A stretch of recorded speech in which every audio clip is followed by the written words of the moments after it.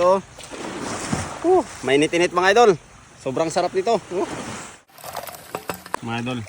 Balatan natin ito mga idol. Tapos sigangin natin. Sariwang-sariwa pa yan.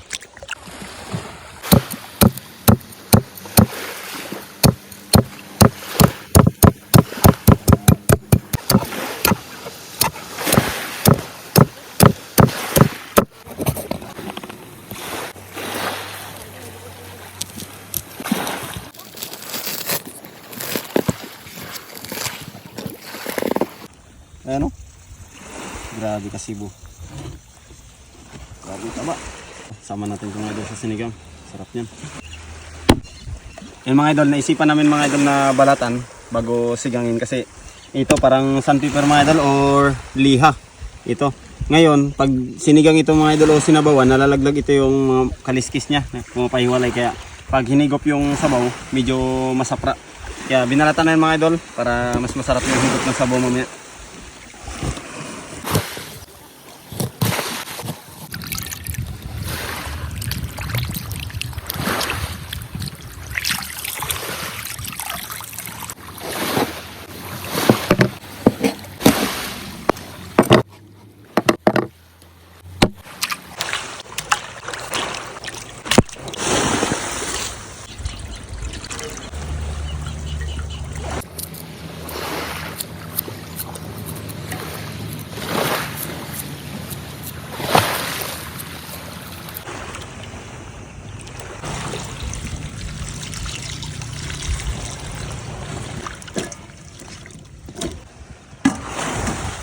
Mga idol, meron tayong 3 pirasong tantol na hinog.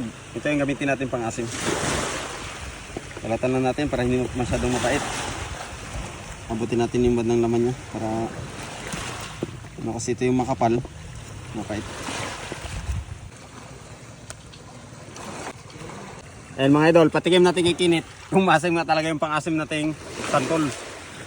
Ito mo. Pwede na pangasin.